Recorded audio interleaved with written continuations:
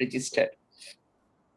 So Farheen, what I will do is that as soon as I begin, I'll ask you to first relay the message of the Provincial Minister of Education, and then we will begin the rest of the proceedings, okay? Is that okay? All right.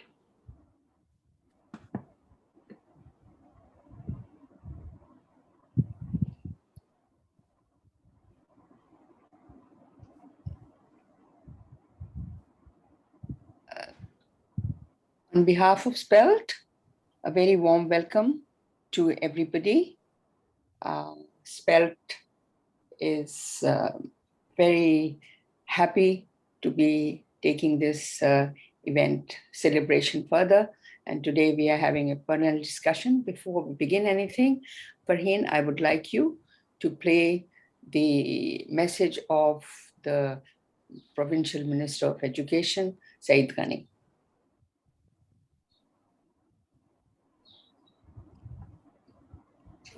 And a very good evening to all the participants and hosts of the press conference. It gives me great pleasure to be part of the 37th anniversary celebrations of the wonderful organization SPELT, Society of Pakistan English Language Teachers. I am happy to know that SPELT has educated hundreds of teachers of Pakistan for the last 37 years since its inception in 1984. It has also promoted Pakistan by holding the annual International Education Conference every year. It is an organization like SPELT, which must be commended for their tireless service to our nation by training teachers to teach better so that the children of Pakistan receive quality education. I wish SPELT many more years of success and congratulate them for their meritorious work in the field of education. Shabash SPELT. Well, with this, we begin our program. I apologize for 10 minutes delay, and that is because I was not able to join. So I would first of all like to welcome all the SPELT founder members and our international colleagues from sister organizations, SPELTers, and a special welcome to Professor Kathy Bailey, Professor Andy Curtis, Dr. Oscar, Fawzia Shamim, Dr. Prem Paik, and Dr. Dario Bengas. SPELT is indeed honored to have such distinguished academics amongst us to celebrate SPELT's 37th anniversary. Out of these, Andy and Kathy, special welcome to you from me. The topic for today's panel discussion is teaching and researching in difficult circumstances. Teaching and research have now become interconnected as ethnographic research takes center stage in academic circles. I remember Brej Kachru at a TESOL convention relating the story of a man who lost his key in his house, but was looking for it outside the house because he said the house was too dark. I relate this story to the conditions in the developing countries where the solutions for our educational problems have depended on research done in Western countries, where the teaching learning context differs widely from ours. However, the key is in our context and cannot be found elsewhere. And research is the key. Large classes, limited resources, erratic language policies, and inappropriate teaching learning materials have been the bane of our educational systems in most underdeveloped countries, teaching and learning contexts.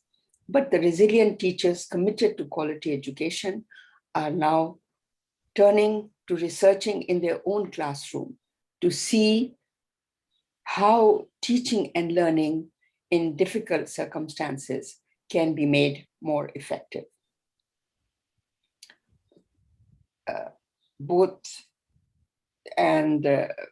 The conditions of both, the contributors of both the books explore local and regional contexts, assets, challenges to provide a deeper understanding of the complex issues that the language teachers and learners face, and aim to provide insights and inquiry-based strategies to deal with these challenges.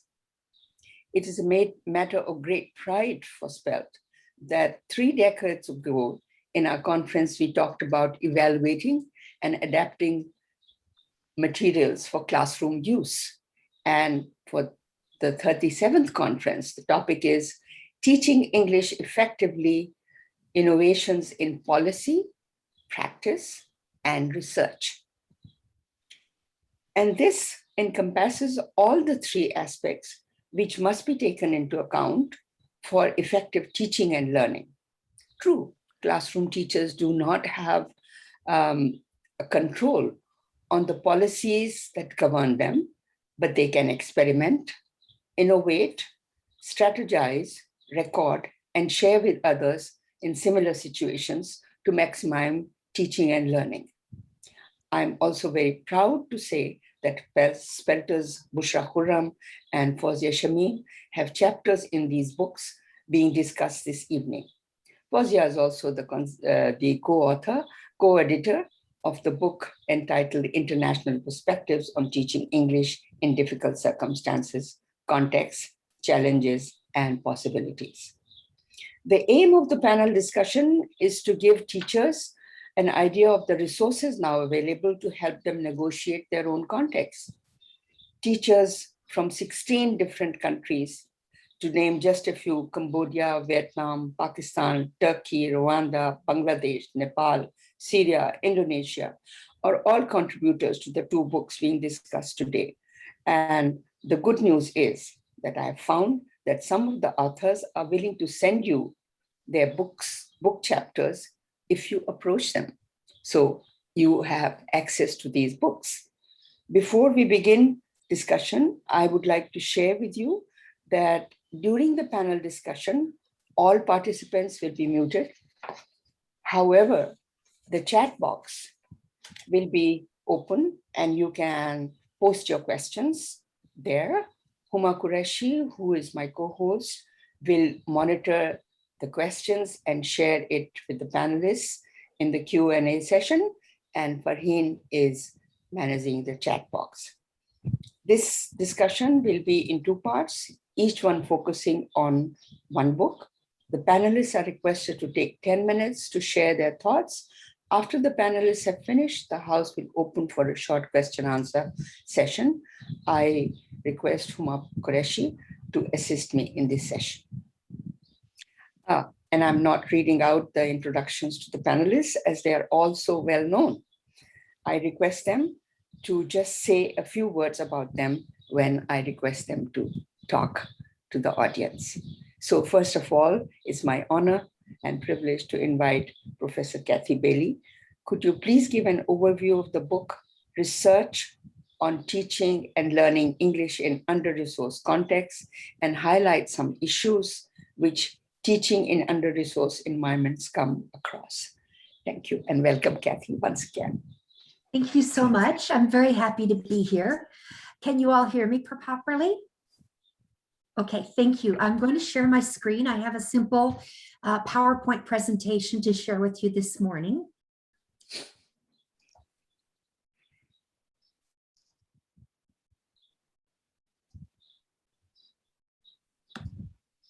All right, at this point, you should see my first slide, which gives the title of our panel presentation again. I work at a teacher training program in California at the Middlebury Institute of International Studies in Monterey. However, today I'm not representing my school.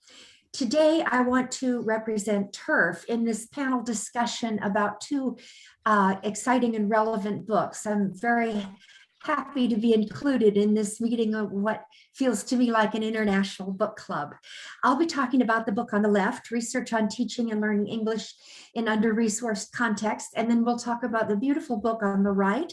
And we're so fortunate to have Fawzia with us today, one of the co-editors of that book. And I have to tell you, Fawzia, if you had any hand in selecting the cover, I think the cover art of this book must be among the most beautiful ever published in our field. So you could be proud of that as well as of the wonderful chapters in the book. So rather than representing my school, today I'm representing TURF. TURF is the International Research Foundation for English Language Education. And you can see that the web address, the URL is there. I'll give it to you again at the end of my presentation, and I'll put it in the chat bar as well. If you visit the TURF website, you'll see that TURF has 6 goals, but 2 of them are particularly relevant to this panel discussion this morning. TURF is a foundation which seeks to support early career scholars with their research in English language education. And that support is available to almost anyone doing a doctoral degree in our field, as long as the degree is relevant to the research priorities that TURF wishes to support. A second major goal is to collect, organize, and disseminate information and research on the teaching and learning of language. And let me work with those 2 goals very briefly here. In terms of support of early career scholars, TURF grant recipients from Pakistan have been receiving awards from TURF. The first was Ahmar Mahbub in 2003, and the other 4 names that you can see here on your screen were all doctoral dissertation grantees. So I'm so pleased to know that Pakistan is being represented, well represented among the awardees in TURF's funding priorities to try to support early career scholars. The book that I want to tell you about this morning is the 8th in a series of books that TURF co-publishes with Routledge, and I'm very honored to have been the co-editor of this book, along with my colleague on the TURF board, Dr. Donna Christian. You can learn about all of these books if you go to the TURF website and click the button on the home page that refers to publications. So, teaching and researching English in difficult circumstances, our panel topic today, is a really important one. I think, and you may disagree with me, but I think there are a few people in the audience who will agree with me, that one of the most important volumes on this topic came out in the 1990s, and that was Professor Coleman's volume on research about teaching English in very large classes, which included a chapter by Fawzia Shamim, and that was how I first became aware of her work. So I'm honored to be in company with them this morning. The TURF book starts with an introduction to the book by Donna Christian and me. And then there's a fascinating chapter that Andy Curtis worked on for us. Andy's a former member of the TURF Board of Trustees. And he looked extensively about what we mean by the term under-resourced. Then in the research chapters, the book is divided into 3 sections: policy, teacher preparation, and practice. Without telling you all the titles of the chapters, which would be quite lengthy, let me just tell you the countries where research has been done and is represented in this book. The policy connections come from authors working in Cambodia, Vietnam, Pakistan, and Colombia. The chapters about preparation of teachers were written by authors working in Turkey, Rwanda, Vietnam, and Honduras. And you're going to hear more about the chapter representing Turkey this evening for you. And then the chapters on practical insights were written about research in Uganda, Indonesia, Colombia, Malaysia, and Thailand. I was asked in the preparation for this panel to think about some important questions that we could address today with regard to this important topic.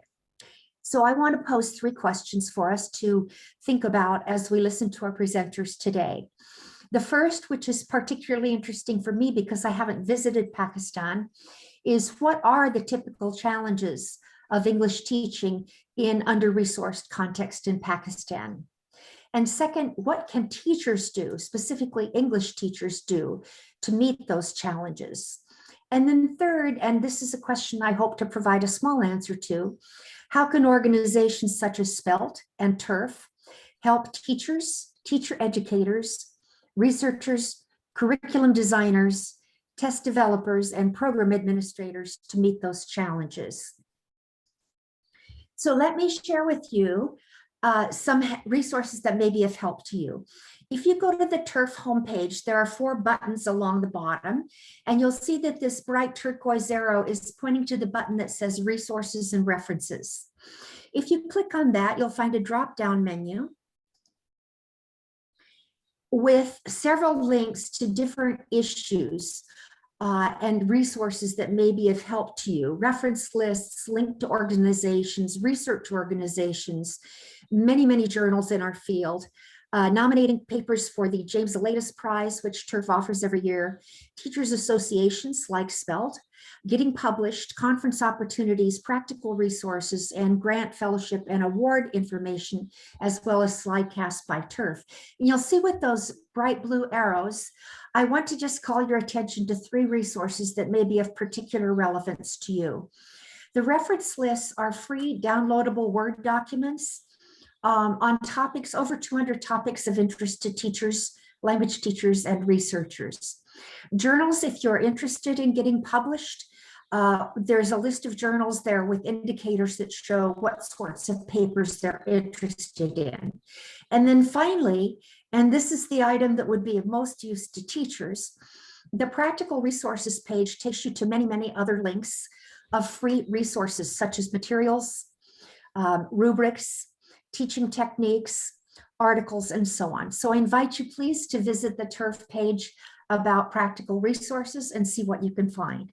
So let me wrap up my part of this panel by thanking the organizers for including me. I'm very happy to be here with you today and to congratulate SPELT on its 37th anniversary for the organization. So let me pass the microphone, metaphorically speaking, back over to the other panelists. Thank you so much.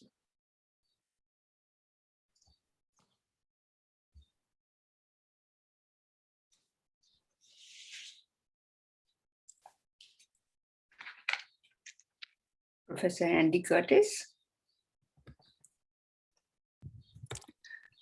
Yes, thank you, Zakia. Please introduce yourself. Would you like to say something a little about yourself and then continue with your, you were going to be talking about the under-resourced contexts. What do they mean? And I think it's good to know what these contexts should mean before we can address them. So identifying is the most important part. Please go ahead. Thank you, Zakia. Can everybody hear me? Sure. Good. I won't be using slides since COVID went global. I've been trying different ways of presenting, and I will keep my comments very short as I know what I'm going to say. And I'm more interested to hear what the other panelists have to say. So I will keep my comments short. We're coming to you today from Kingston, Ontario, Canada. I know there's a few other people from Canada. I served for 3 years on the TURF Board of Directors, rotated off recently, and was the 50th president of TESOL International Association. The chapter in the book that Kathy just referred to, mine was meant to be a small accompanying chapter, and it turned out to be a 7,000 word chapter in its own right, unexpectedly. So I won't attempt to summarize that in 7 minutes. I will make a few brief comments. That chapter starts with, as Zakia did, it starts with a short story from David Foster Wallace. So if any of you teach American literature, you'll know he was considered to be one of the great authors of his time, sadly committed suicide at 46. But he gave what is now a famous commencement address at Kenyon College. And the story he tells, very short, is 2 young fish are swimming. And they swim past an older fish. And the older fish says, "Good morning, boys. How's the water?" They nod and swim by. And after a while, one of the young fish turns to the other one and says, "What the hell is water?" So the question that my chapter asked is what do we mean by under-resourced context? And because my view of the world is generally upside down and back to front, I started at the end of the question, which is context. So that's the first part. This is a book in a series that I edited, and you can maybe see there that the subtitle is The Centrality of Context. Yeah. And another book series I did for TESOL Press. This is one of the books in the series, and the tagline for the series is Context is Everything. True. So I looked at the idea of what we mean by context, because some of the chapters in the book would be considered by people in context in other chapters to actually be quite well resourced. So the notion of being under-resourced depends on where you are. And the reason that my chapter grew into a sizable chapter in its own right is because there was no agreed upon definition or description of any kind. The closest we came to was the book Teaching English Under Difficult Circumstances, which we'll be hearing more about. So I did a very extensive literature review and was surprised to see that there was no agreed upon description or definition. One of the most common reference points was the United Nations definition of poverty. And that is currently $1.90, $1 per person per day. It's not yet $2, and I couldn't find out why, but the notion of economic measures was featured very heavily in the research on under-resourced context. But of course, as many of you will know, as some of you may discuss, it's not just income that is the only measure of poverty. So most of the work was done in relation to income. I'm just going to post into the chat bar there the countries that were listed by the World Bank as being in the particular area of low income. But the UN did make the point that there is much more to working in under-resourced context. So I'm also going to post some of the other things that came up in the research. You will be familiar with some of these factors: lack of space, actual time in school, poorly designed teaching and learning materials, access to technologies, initial teacher training. So scanning the literature for about 3 months and eventually going beyond the income and coming to the book Teaching English Under Difficult Circumstances. I won't comment on that, but that was one of the very few books that we were able to find. So I know Professor Kuchar from Days of Old, but I was very excited to see that the co-editor of the book, Fauzi, was here. So you don't usually get to meet the people you read. So this for me was a real treat. So I won't comment on that book. I will say that there is still a lack of agreement on what it means to be under-resourced. So the last part of the chapter, I looked at Abraham Maslow's hierarchy of needs, which I believe many people are familiar with. It's a pyramid with safety and security at the base and self-esteem at the top of the pyramid. So what I did was to take the two lower levels, which are to do with safety, essentially physiological needs, and then applied Maslow's hierarchy of needs to the notion of under-resourced context. So by the end of the chapter, we had a review of OECD, World Bank, UN definitions, mostly to do with income. We were able to go beyond the notion of income to the kind of list you see there, and eventually contribute a new understanding of what it means to be under-resourced in relation to Abraham Maslow's hierarchy of needs. So I will stop there, as I know we need to hear from the other panelists and time is pressing. So I will pass back to the panel. Thank you.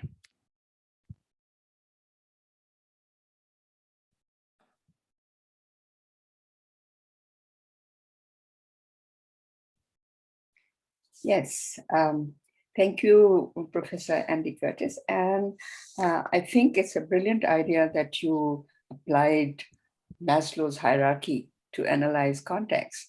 And now I would like to ask Dr. Oscar to share what challenges novice EFL teachers face in under-resourced contexts in Turkey. This is a book chapter in the book that we are just now discussing.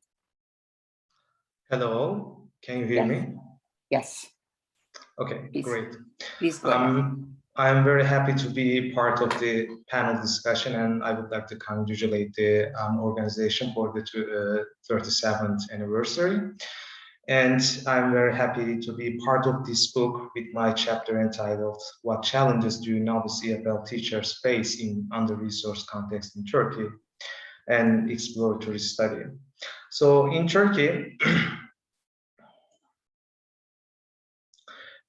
after a 4 year of education at faculties of education, pre-service teachers take a national examination, a written examination followed by an interview, and based on the cumulated score, they are assigned nationally, centrally, to their first positions. And these positions are generally characterized as hardship posts. And we would like to investigate the challenges that these in-service EFL teachers face in their initial career years, because in the literature, it's already underscored that the transition from pre-service teaching to in-service teaching is quite dramatic and traumatic. And added to that, we have like a lot of additional challenges such as globalization, migration, societal factors. And secondly, we wanted to investigate the coping strategies, overcome strategies that these novice teachers develop to deal with these challenges. I would like to give some brief information about the context of my research. You can see the map of Turkey, and the participating teachers were mostly employed in the southern and southeastern part of Turkey, which has a border to Syria. And you are familiar with the conflicts in this region. And since the conflicts, lots of Syrian immigrants settled in this area, which also contributed to the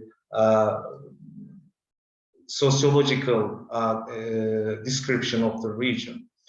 And this region can be also characterized by its Kurdish speakers, and a large portion of the population here is Kurdish, and they are speaking Kurdish as their first language. And with the influx of Syrian refugees, there are a lot of Arabic speakers living in this area as well. So in Turkey, after the national examinations that I mentioned, when teachers are appointed to their first post, these posts are generally located in this area, and the teachers are appointed as contracted teachers. And after the first year of service, they are taking another examination, and based on the reports prepared by their mentors, by the school managers, they continue as permanent teachers, or they quit their positions. The participating teachers, there were 27 participating teachers, and 21 were female and 6 were male. And the mean age of the participants was 26 years. And in the literature, the length of teaching time used to define novice teaching. Novice teachers varies from 1 year to 5 years, but I wanted to adopt Huberman's definition of first 3 years as career entry years to define novice teachers. And the average teaching experience was 11 months. Data were collected using open-ended questionnaires and followed by follow-up semi-structured interviews with a subsample of participants. And we analyzed the data using qualitative text analysis to identify recurring themes. As I mentioned, these positions are referred as hardship post, and the underlying agenda in hardship post is to ensure that there are enough teachers, doctors, police, soldiers for facilities of education, health, and security in underdeveloped regions. So the challenges we found in our analysis can be categorized in 3 groups. The first one is instructional challenges, which are related to lesson planning and implementation.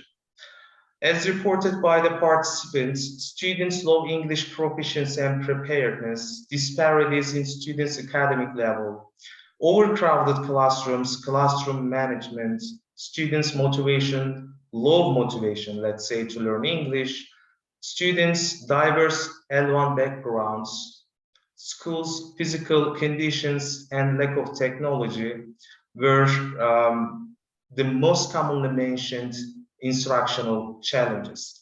And we asked teachers how they cope with these challenges in their own contexts.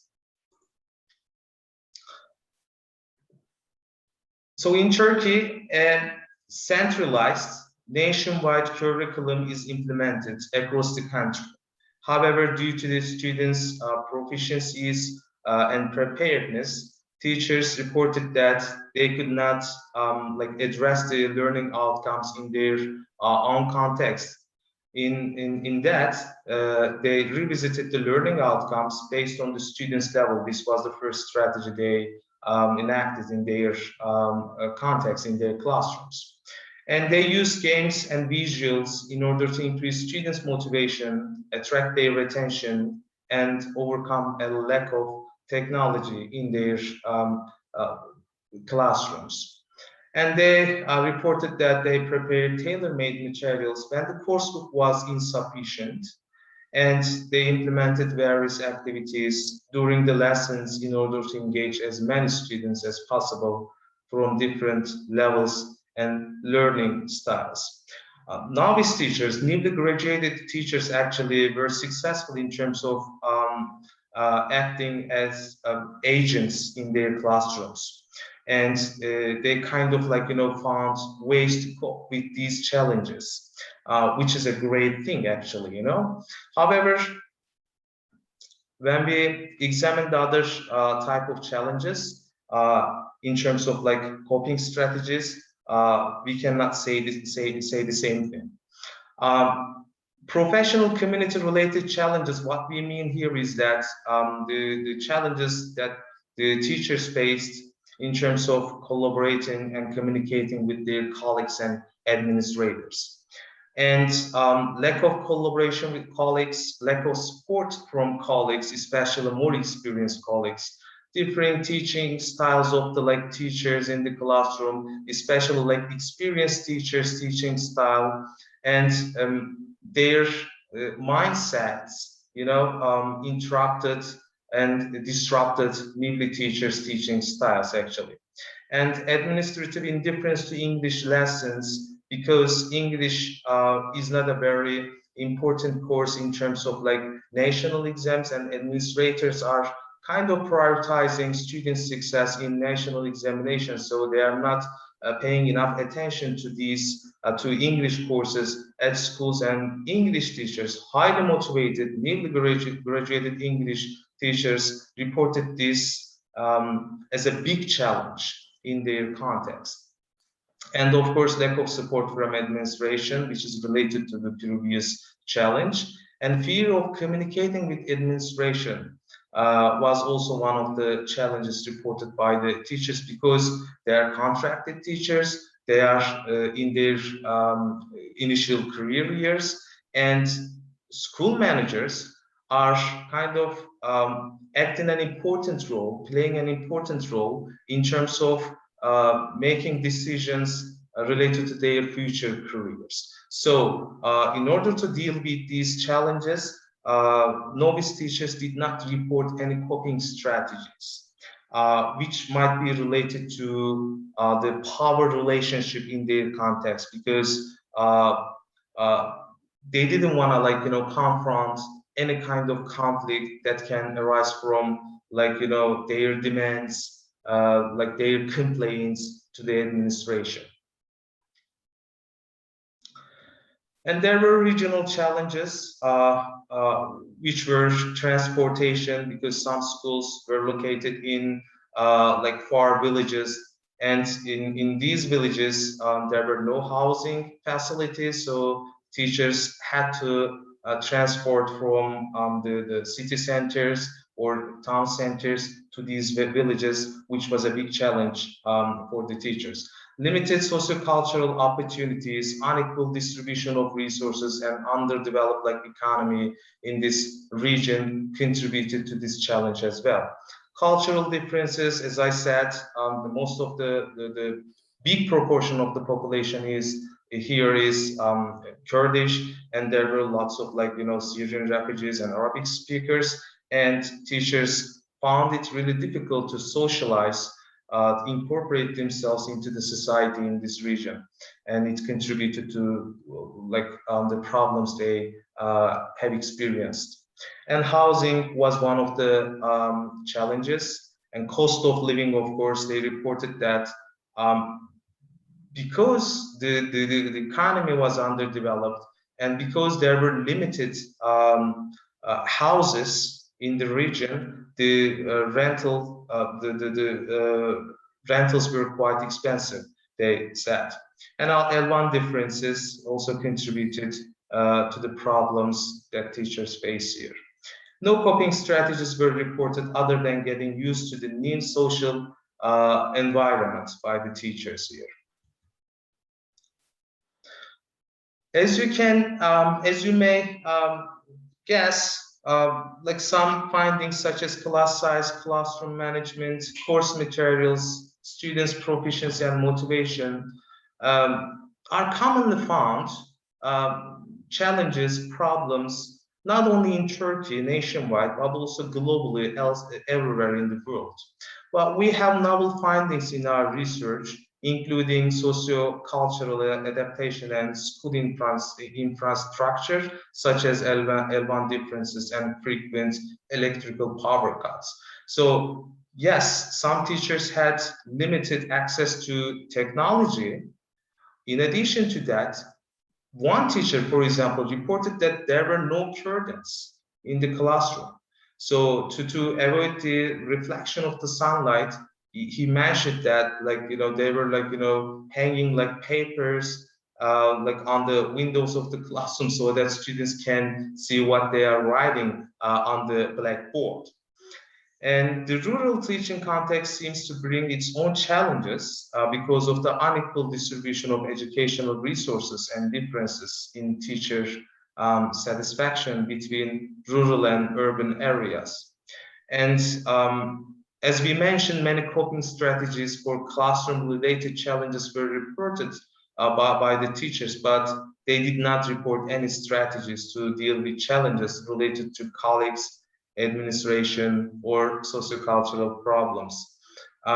This is because novice teachers might be hesitant to communicate their problems or raise complaints with administrators out of fear of relation or pressure to conform. So we have a couple of implications for policy practice and future research. Undergraduate ELT curricula can consider including modules on teaching in multilingual and multicultural environments. Now, I'm currently working at a teacher training program at Faculty of Education in my university. And we don't have such a kind of course or module in our curriculum. And our curriculum is also implemented centrally. We cannot like make flexible decisions actually. And due to the characterization of the region and the hardship post, which newly graduated teachers are appointed, teaching programs should definitely give ideas to pre-service teachers about how to deal with problems in multilingual and multicultural contexts. And future research can actually consider investigating problems arising particularly out of teaching in such multilingual, multicultural contexts. And establishing systems of communication with recent graduates can be really helpful to faculty members in that they can inform their curricula, they can inform their teaching program by monitoring the needs and challenges of novice teachers. And then they can prepare the upcoming graduates based on the information, based on the data they collect from the sites, real teaching environments. And policymakers can consider providing incentives to improve the welfare of teachers working in under-resourced areas. For example, housing and transportation. Can I interrupt you here? I'd appreciate if you could wrap up in the next 1 minute or so. Okay, thank you.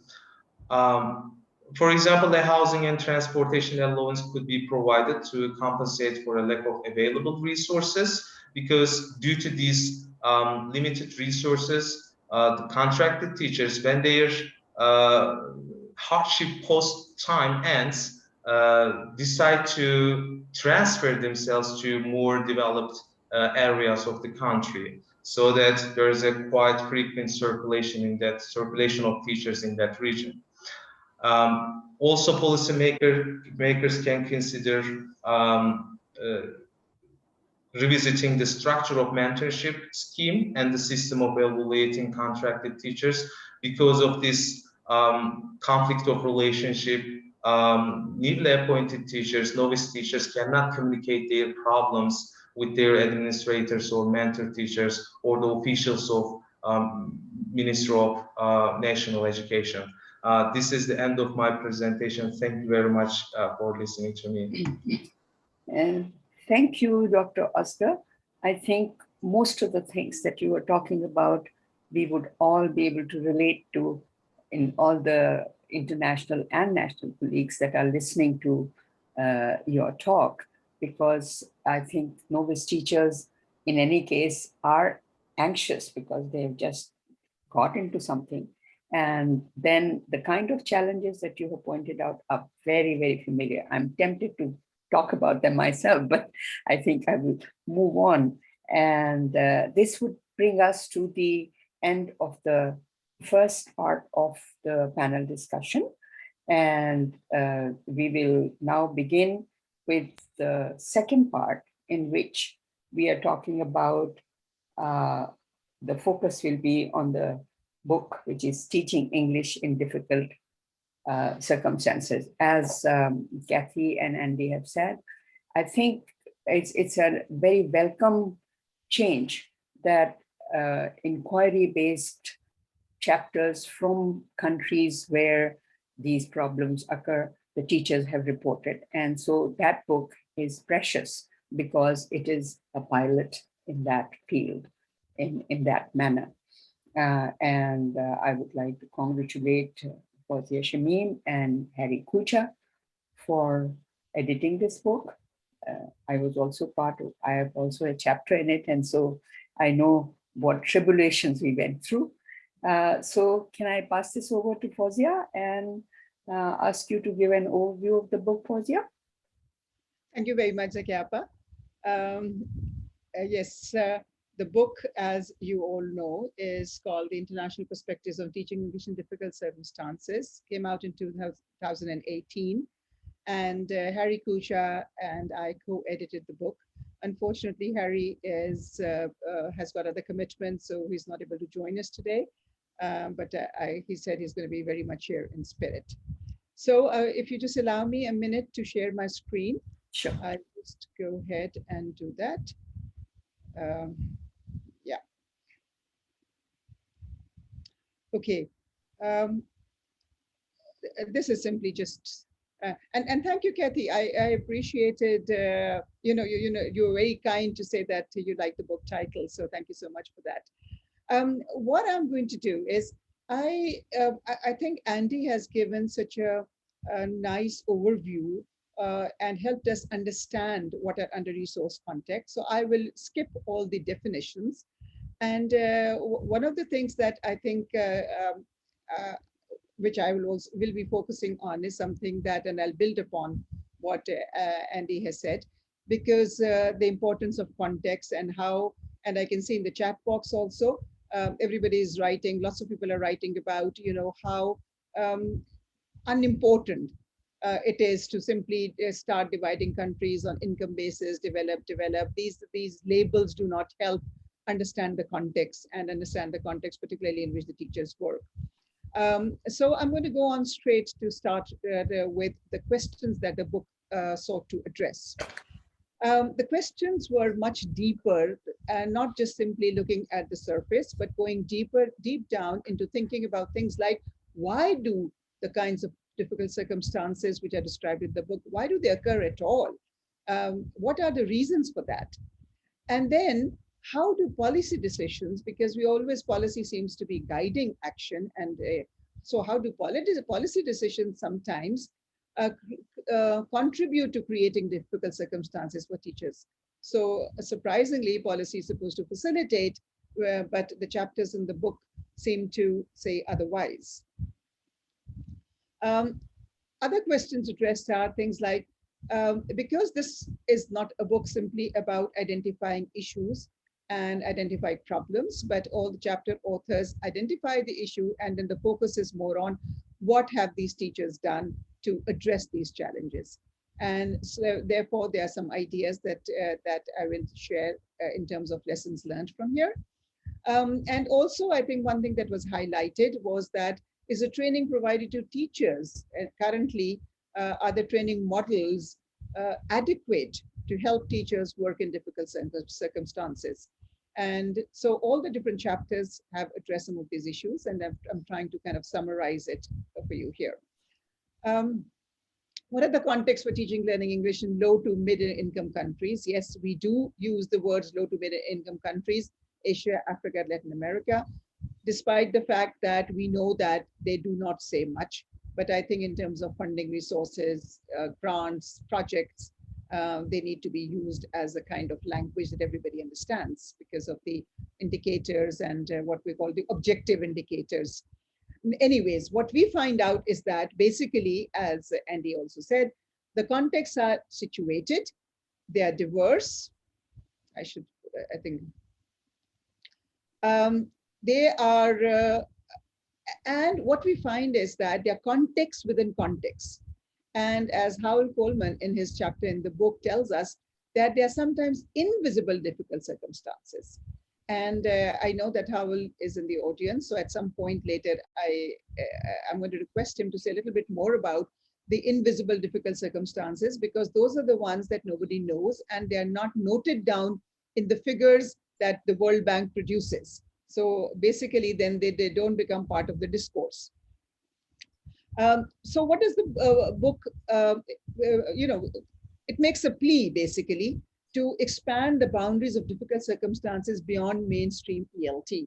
And let me tell you, I think our contributors educated us as editors and as teachers, because when we gave out the call for the book and we started getting chapters about teaching learning in confinement in a prison, in conflict situations like a refugee camp, in special education scenarios, we felt that ELT, mainstream ELT, does not even address these. And as teacher educators, we know that our models of teacher education do not include these and do not prepare teachers for these circumstances. So also another thing that we noticed as we got the contributions and the different chapters coming in was that there's a need to explore new spaces for learning English beyond the typical classroom. And for example, mobile learning. So because in the modern day, in the contemporary world, we just cannot focus on learning English in the classroom, and therefore we have to think about other ways of learning English. And one of these is the use of technology. So there are several other things in the book, but I'm just going to focus on this one because one lesson that we've learned from the chapters and from the research of the authors is that technology can be used effectively. And I think we all intuitively know that. However, the most important thing that's pointed out here is that what are these circumstances in which technology can be used effectively? And we have two chapters here, one from the EIA project in Bangladesh, a 10-year project, and the British Council Job Seekers project in India and Bangladesh. And the lessons that we've learned from them is that in order for technology to work, there are at least three things that must be kept in mind at the design stage. Number one, what are the current technological resources? Because you start with what is available before you introduce anything from outside. Because what is available is more sustainable, and that's a sustainable solution, rather than introducing something for the period of 3 years of the project, and then when the project leaves, everything just dies down. Secondly, what is the level of access of teachers and students to those resources, and any new resources that you might want to contribute? Because once again, we are talking about sustainability of solutions.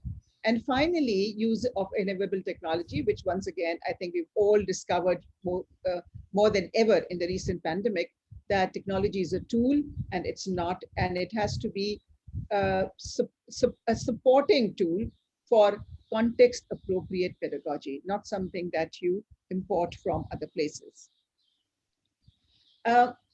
Some other challenges and possibilities that have been noted in the book: praxis between policy and practice, planned and unplanned policies and their impact on classroom practices. I'm not going to say anything more about it because Dr. Prem Paik is here with us and he will tell us about his research where he found out that what was the impact of policies on classroom practices.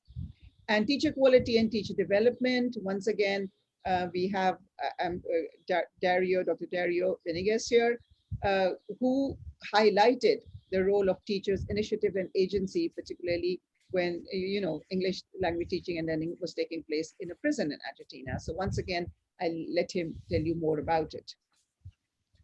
Some action points that we've learned. One is that we need to develop research-based profiles of teaching learning of English in different contexts, including success stories, because I think as people have been putting in the chat box, many things you can identify with all the large classes, problems of access and so on. But we need to, first of all, understand teaching and learning English in different contexts, and we have to acknowledge that all contexts are unique. And therefore, the pedagogical solutions for them would be unique and probably come in both from top down as from teacher educators, but also bottom up. And so we need to engage teachers also in trying to find solutions to these kinds of specific classroom-based problems that they face. Also, we need to encourage teacher research, and we can do that collaboratively. And I'd like, I think, to appreciate the work of Richard Smith and Rama Matthews in this.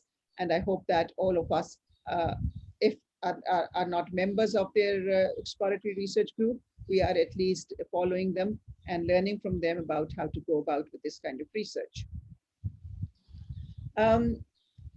Another thing is that when we are talking and designing teacher education programs, I think we have to consciously and very clearly, not just sort of in a hidden agenda kind of thing, but address and think about the teaching of English in difficult circumstances. No solutions can be given, but the teachers can be prepared to work on their own solutions through giving them feelings of self-efficacy, teacher agency, teacher autonomy, because unless they are confident, unless they might have the skills and they might have a repertoire of techniques to do so, but unless they feel confident to go and try them out, unless the system allows them enough autonomy to try it out, they will not be able to address the local challenges. And once again, what can we do at the bigger level with organizations like SPELT and TURF and other teacher associations that are found across the world in every country now? We create spaces for collegiality. Where is it that the teachers can come and talk about their issues, their problems, discuss them, share them, work out solutions together in a non-threatening environment? They are not worried that they will lose their job because they're saying, oh, I have a problem in my class. So that's where, as Kathy initially mentioned, what is the role of organizations here like SPELT and TURF? This is a major role of SPELT, I think, as an organization, to enable teachers to give them this confidence that they're talking to people who understand their language and that they can share their both their problems and their issues, but also their solutions, and discuss them in a very collegial manner in a non-threatening environment. So I will stop here and hand over now back to the moderator, Professor Zakia Sarwar, to invite the next speaker. Thank you so much. Thank you, Fauzia. And I think that you've hit the nail by saying we need to develop teacher efficacy, teacher autonomy, so that they can face these challenges, because it's not a one-time injection. It's something that they have to continue in their life, and they must know how they would deal with it. So that's an excellent selection. Now I would like to ask Dr. Prem Paik to talk about translanguaging as a pedagogical resource in English language teaching, a response to unplanned language education policies in Nepal. But Prem, could you first tell us what translanguaging is? Because a lot of lay teachers may not know that term. Thank you. So can you hear me well? Yeah. Okay, so thank you. Thank you, Zakia. Thank you, SPELT, and for having me. And it's really a great honor to be here. So before I talk about my chapter, so I would just like to kind of show you a network that we and Fauzia and Harry Kucha and Richard Smith and even Zakia are in, so that we have collected some resources, and even how is here. So we started a network called TELCnet, so teaching English in large class context, and we expanded and made it teaching English in difficult circumstances. So I would like to show the website. I'm not sure whether it is visible now. Yeah. Can you see it now? Yeah. I mean, we began with large classes, but large classes is just one issue we realized. Yeah, please go ahead. Yes. So this is the website, and in the beginning, Richard Smith and Fauzia Samim, so they founded, and we were in the community, including Zakia, and advised by Howell Coleman, and we used to meet in IFFO conference, right? Sometimes in the lobby of the venue. Yeah. So, and now Harry and I'm coordinating, and there are resources actually. What are the contexts where teachers are teaching in different parts of the world, and there are some video resources as well, and there are publications, there are presentations. So yeah, just to give you kind of idea about the resources. So thank you, Prem. That's great, because this is something I was hoping that will be made available to the people who are here today. Yeah, please go ahead. Yeah. So yeah, thank you. Yeah.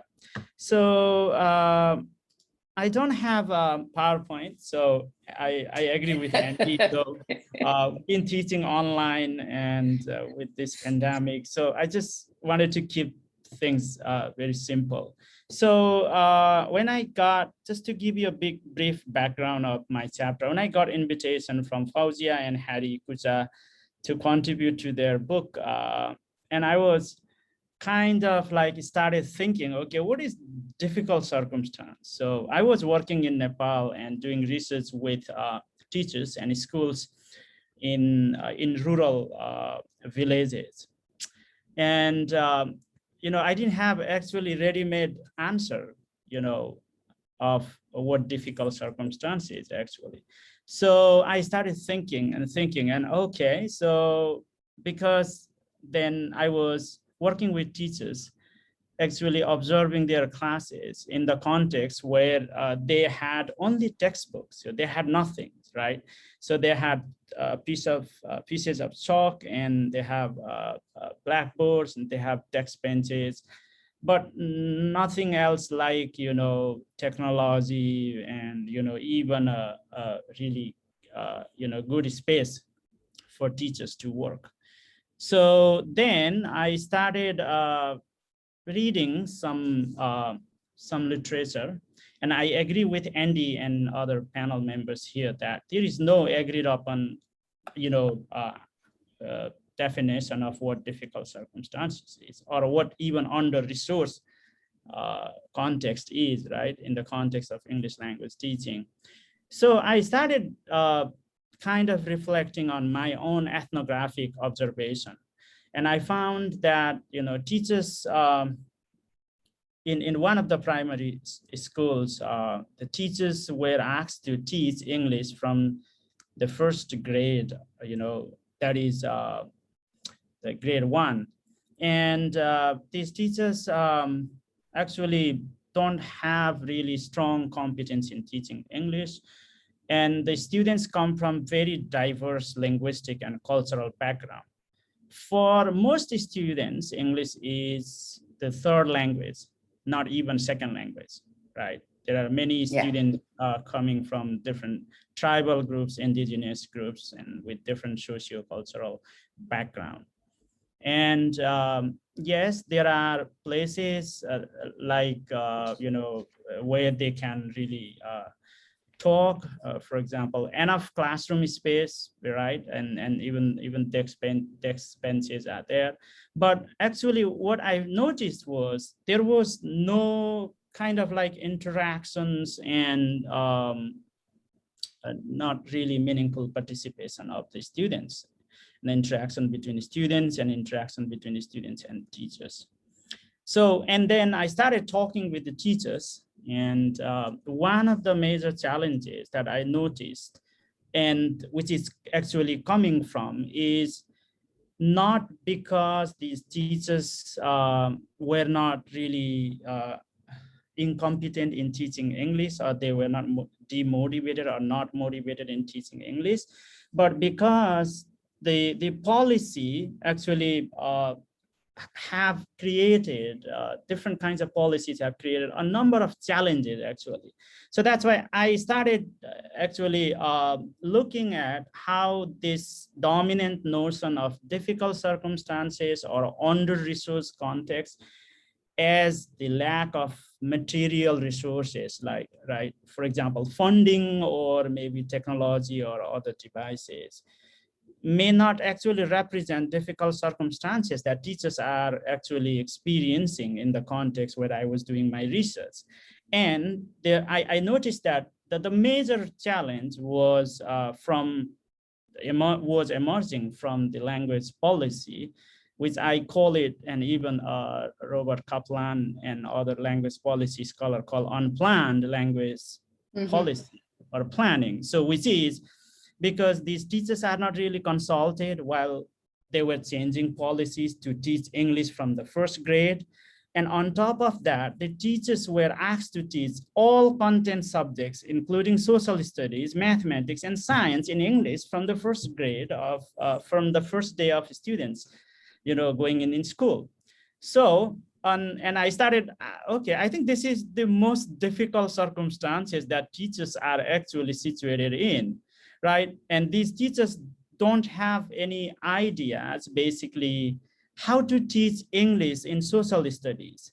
And I still consider it as kind of part of broader teaching English discourse, because while talking with teachers, I found that they don't consider it as English as a medium of instruction, but they consider it as, part of, their efforts to help students improve English language proficiency, right? Although it is English as a medium of instruction policy, they consider it as English language teaching policy, because, all classes in, for example, social studies and science and mathematics are converted as, teaching English classes. Like they were dealing with vocabulary, they were dealing with a kind of, helping students understand the meaning in the concepts in English.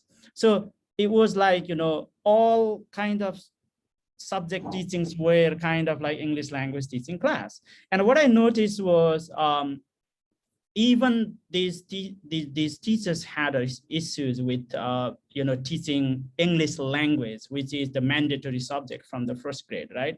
And on top of that, they have to teach all other subjects in English as well.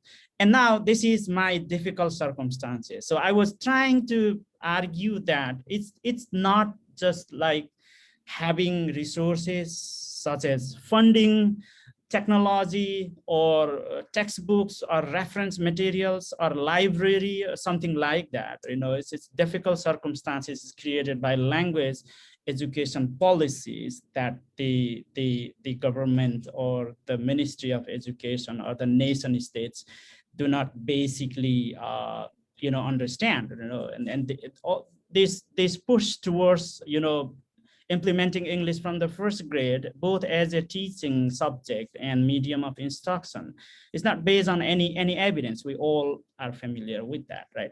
And then I started observing the classes, and I found that these teachers are very smart, right? The teachers who are teaching students are very smart because they know how their students will be able to,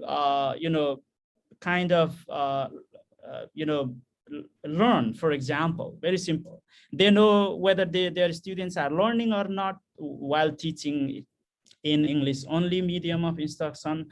So I observed a series of classes, talked to teachers, and found that the teachers are not actually, following what policies mandate them to do. For example, teach English in English only, or teach all subjects in English only, for example. It's like kind of reconfiguring English schools as monolingual English space. So now what happens is these teachers, I observe classes, and if you are interested to read the book chapter, so I can definitely share with you. And these teachers basically use very fluid language practices, not necessarily following English only medium of instruction, right? Not only in for example, content area subjects, but also in teaching English, because these students come from very different linguistic backgrounds, and they can't actually participate meaningfully in the learning process if they don't use their home language, right? So these teachers in different stages of lessons, for example, use both English and Nepali frequently. In content subject classes, they dominantly use Nepali and sometimes the indigenous languages of the community. And English language classes, so they frequently switch between English and Nepali. And what I found basically is it's been a kind of cultural practice in the schools, right? They have never used English only before, but now as the policy mandates, they are actually kind of afraid of losing their jobs as well. And even some senior teachers were telling me that, okay, I can't sleep all night because I have to go through dictionary and translate the meaning of each and every concepts in science, for example, and social studies. So in my chapter, I basically analyzed these classroom anecdotes or vignettes, small, vignettes that I have collected from classes, and I had discussion with. Sorry, Prem.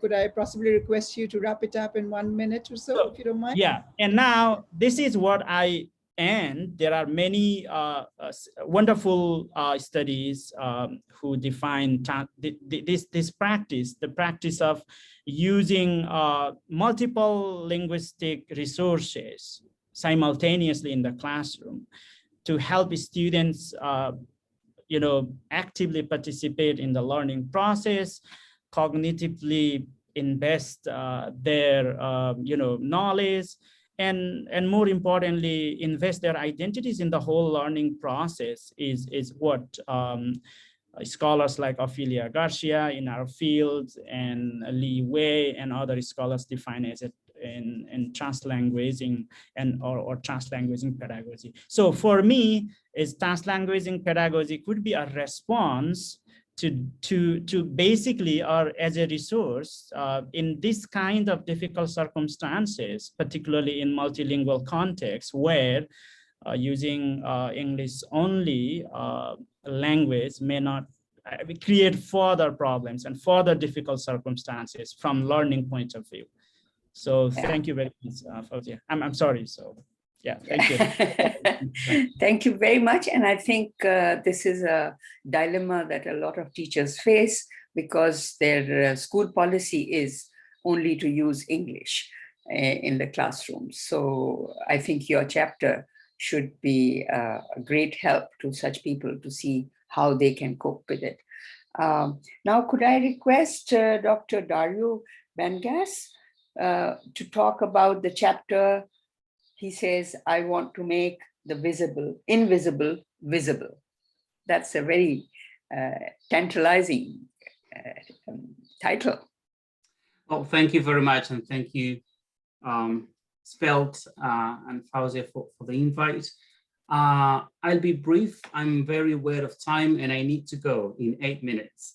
There's a car coming to pick me up. The aim of this chapter was, well, the study actually aimed at exploring other contexts. I wouldn't even like to say difficult circumstances. To me, that's another context where education develops. So in this case, I looked at the professional lives of these two teachers who chose to teach in a context of confinement, where you have the school as an institution within another institution, which is a prison.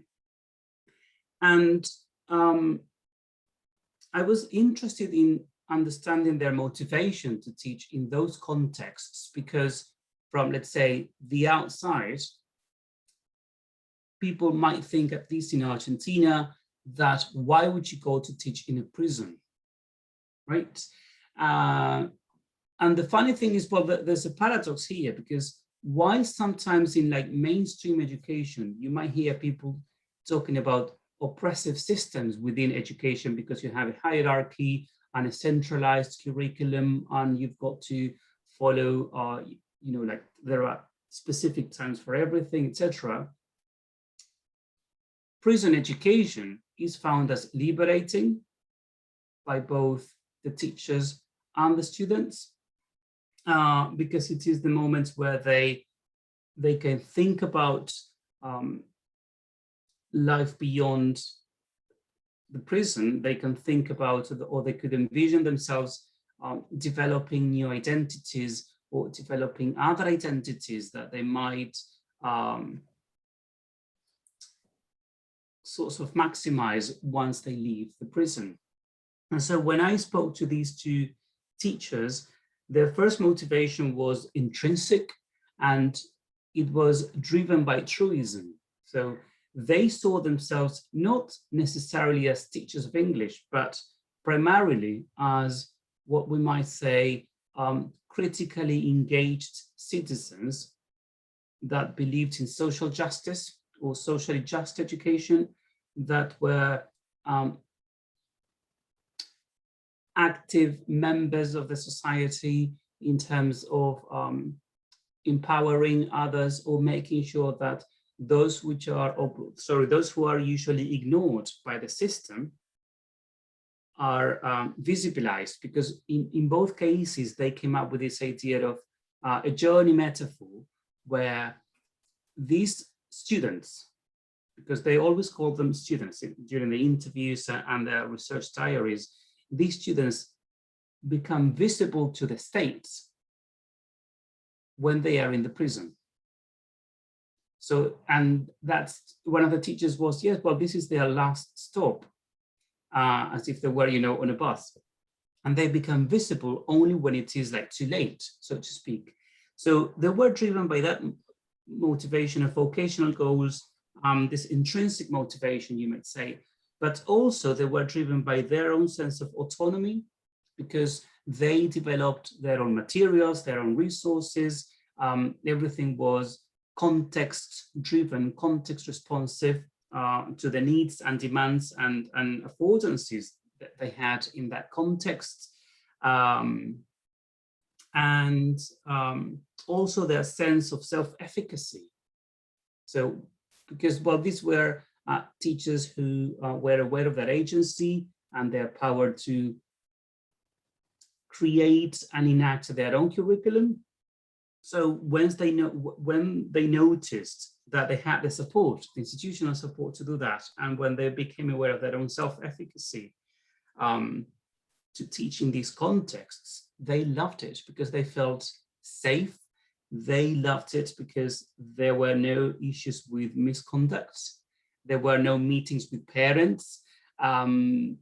And they always felt extremely respected, because for the students, going to the school within the prison was a moment of freedom, physical and social. And they sustained their motivation over time through relatedness, because then they became very attached to the students, and there was so much personal investment.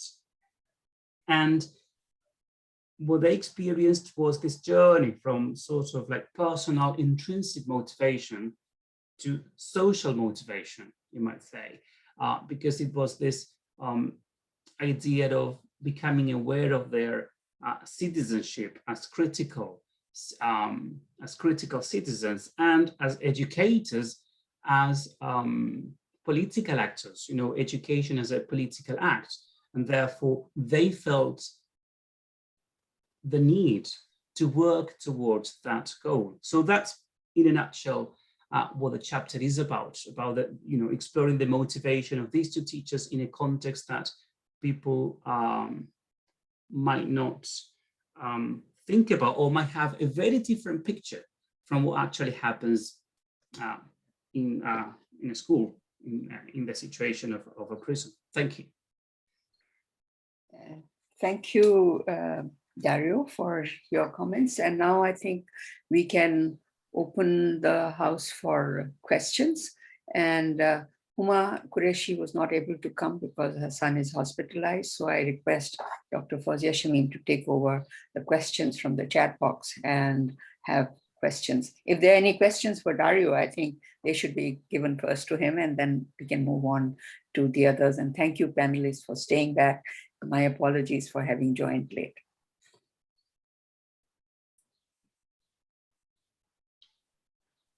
Dr. Fawzia, you have to be unmuted. Thank you, Zakiapa. There's a lot of conversation going on in the chat box. So I think people have been sort of expressing how they're feeling and their comments, and the panelists have been addressing the comments. So I don't think there's any specific question for Dario in terms of, because I think it's just finished and people are still kind of thinking about it. But there are a couple of questions that probably just anyone can answer.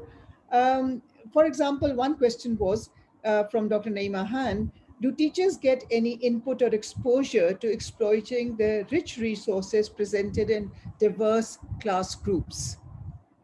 Would anybody like to address that question from the panelists? I think you can, Farheen, can they just unmute themselves and answer the question? Yes, they can unmute themselves. Okay, okay, right. So Go ahead. Who would like to answer this? Dario, would you like to address this question before you leave? You have 30 more seconds before you leave. Time is my enemy. So could you reframe the question again? Honestly, I wasn't paying attention. Do teachers get enough exposure to exploiting the rich resources which are presented by the diversity of students in their classroom? So generally, diversity in the classroom is seen as a problem.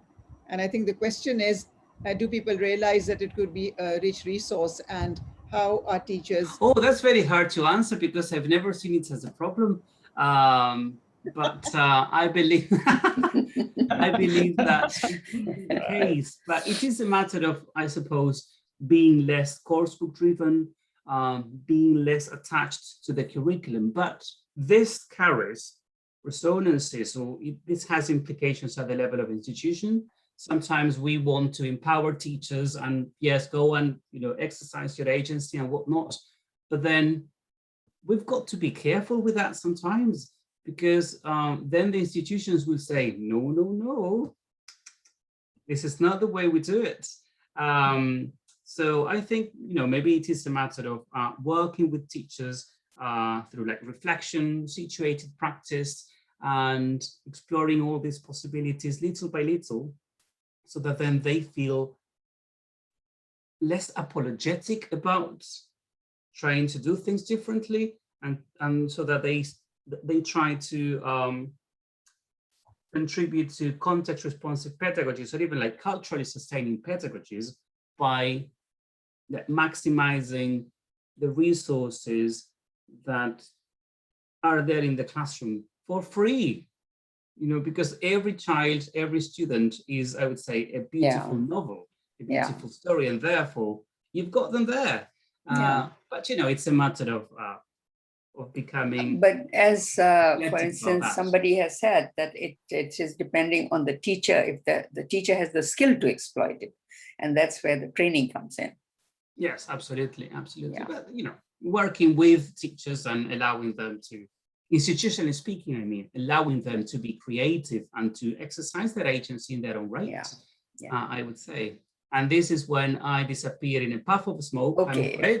Thank you so much, Dario. Thank you so much. Thank you so much. Okay, Dario. bye everyone. Bye. Bye, Dario. I'm afraid Andy also had to leave exactly at 9 because he had another commitment. But I think he's left us with a very, very, as you sort of a question that, at least for me, is a very tantalizing question. And the question that he posed there in the chat box was, is there an opposite? Teaching in easy circumstances? In? Teaching in easy circumstances. So, Kathy, I wonder if you'd like to address this with your vast experience of teaching teachers from all over the world, I'm sure. So isn't this just typical of Andy to pose an interesting topic and then duck out and leave me holding the bag? Yeah. So I think that, if I just think of my own experience as an English language teacher, which has primarily been in the United States and especially in California, even teaching in one particular course at one school, from day to day, the circumstances can change from easy to difficult. Right. I think of classes that have gone great and other classes that just fell apart. Maybe because I wasn't prepared, maybe because the students didn't prepare, and what I had planned depended on them having done some homework preparation and so on. Other times, I'll get adventurous and I'll try something with the technology and then it goes wrong. I'm sure we've all had that experience. I have not for many years worked in a context where I had huge classes. So I cannot claim to have been teaching in difficult circumstances in the classical ways that we normally talk about difficult circumstances, the way the panelists have identified today. So are there ideal circumstances? Hi, Andy. No. I think that there are ideal circumstances that I can control, and there are circumstances that are beyond my control. So for example, I can be more or less prepared on any given day. And obviously I feel more confident and my presentation is better when I'm better prepared. I can feel more or less enthusiastic about the material. I can feel more or less enthusiastic about a particular group of students. I'm sure you've all had the Yeah, experience of sure. having a wonderful class and then have a class that makes you crazy.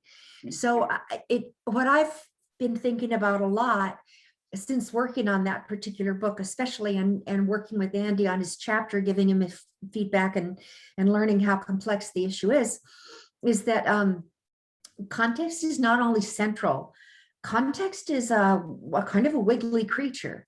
It can change, you Right. know, from Yeah, day to sure. day. Yeah. And so I think that if we go back to Oscar's presentation about the novice Turkish teachers who are Yeah. recently certified and they're sent to the southeast of Turkey to work in these hardship conditions, that's a kind of classic definition of difficult circumstances. Whereas my difficult circumstances have to do with things that are typically more under my control, for which I'm greatly relieved. If I could just rotate back for a minute to this issue of the interesting discussion that popped up in the chat about these terms, developing and developed nations, and how offensive that terminology can be, a point with which I agree. When I was reading those comments in the chat bar, I thought, you know, I sure hope that my country is a developing country, because we have needed a lot of development. In many especially ways. recent years. In So many ways, yes. we Yeah. have a lot of technological and terminological issues to deal with. So thank you for the chance to comment. I'm going to have to get after Andy for raising this issue and then ducking out, but perhaps other Thank you. people have other things to share. Thank you so much, Kathy. Thank you for sharing your experience with us. There's a question for Prem. Prem, do you think wide usage of cell phones has massively improved communicative abilities of our young rural learners? It's not I about think your that- chapter. It's a question Yeah, for you. I think that's difficult question for me to to answer. So I have never tried using mobile phones for with students, but I'm sure that yeah, it might be helpful. It depends on, you know, for me, what I think these days is basically it depends on how we use it, right? As Kathy said, you know, even if you have like big technologies, you know, really standard, I mean, I'm using this standard, let's say you know, devices and all those things. But if you are not really confident in using, or you are not using all those things really meaningfully, then I think that creates another layer of difficult circumstances. So that's why even using technology for me, I mean, in this pandemic, even using a Zoom, so people use Zoom in different ways, right? But I just want to keep it simple, because if I try to do so many kind of things and features, then I complicate, right? And then I create my own situation as difficult situation or difficult circumstance. Yeah. So that's why Yeah. for me, I mean, as a teacher, you know, what works is more important than, you know, what Yes. you have, right? What can you do meaningfully is more important than what do you really lack. So Yes. that's why I basically, in my chapter, I basically look at what teachers are actually, you know, using the students' linguistic diversity as a resource to address the challenges they have been facing, just because there are policy changes, right? So I think that's what I wanted to Yeah. say. And I think this is where teacher autonomy and teacher efficacy comes in. If you know that what you're doing is good for your students, that's what matters. Yeah. Yeah, and one thing that Sorry, I was just wondering, looking at the time, it's 9:10. Dr. Naima Han has raised her hand, so probably that could be our last question. I know there are lots of interesting comments going on in the chat box. So in fact, I'm really tempted to read them, because people are commenting and people are sort of, because they realize that there's not enough time for questions. So can we ask Dr. Naima Han for her question? Actually, it's not a question. I just wanted to pick up on what Andy had said and link it to what Dario was saying about making the invisible visible, if I may. And also, Kathy, what you were saying about, contexts are never straightforward. They're wriggly things. So just very quickly, the whole thing about sort of easy and difficult circumstances and the link to resources. For me, having lived and taught in the UK and Pakistan and as well, I feel that it's down to that teacher agency and efficacy that keeps coming up. So it may seem that countries like the UK are well resourced, but how are the resources managed? They are very institutionalized. So it's never one person's responsibility. Whereas the sort of in seemingly under-resourced countries or low-resourced contexts, the biggest resource is that teacher and the society. So there was a comment in the chat box about teacher ideologies, and that is so true. It's about, so if we take responsibility for our classrooms. Yes, I think that's right. I think before we finish, I think I would like to see if Howell Coleman is around, and if he would like to put in a comment about all that we are doing. He's my guru and he's Fazia's guru also. Howell, are you around? Yes. Please, welcome. Right. And would you like to say something about this panel discussion and give your comments? Howell, I think you're just the right person to give the concluding comments, because you started all this work way back. This mischief. Early 80s. Yeah. And we all came over to you right. in Leeds for the large class research. Yeah. Thank you so much for joining us. And I came to Karachi as well. A lot of this began in Karachi. Yeah. One of the Spelt campuses. This has been a wonderful evening, reunion with lots of old friends, and also some fascinating presentations. Can I just use this opportunity to tell you about my most recent experience in a difficult circumstance? And I think it was probably the most difficult circumstance I've ever experienced, and that was in Afghanistan. We did some research in Afghanistan, which finished last year. And I was stunned by all sorts of things. First of all, the overwhelming problem of security, where everyone is checked and constantly checked and rechecked. You're familiar with that? And the constant apprehension that there's going to be a bomb somewhere. And you get used to hearing bombs going off. And the most astonishing thing is that English teachers are worried that people outside will know that they're English teachers. English is a risky thing to be involved in. And so at the end of workshops in Kabul, the teachers I was working with made sure that they weren't carrying anything with them that indicated that they were involved in English teaching or that they were associated with the British Council. So that's a really, really difficult circumstance. I think that the last thing that I'd like to say is just congratulations on organizing this event. And it's made me think back to, I think it's about 33 years ago or 34 years ago that we began talking about these things. Yeah. And what's striking this evening is how varied, how wide the discussion has become. From those original discussions about large classes. The variety of issues that people have brought up this evening is astonishing. And I think we couldn't have predicted that 33 years ago. So I think there's a huge amount of progress that's been made. So congratulations to Spelt on organizing all these talks over the years, and congratulations on your 37th anniversary. Thank you, Howell.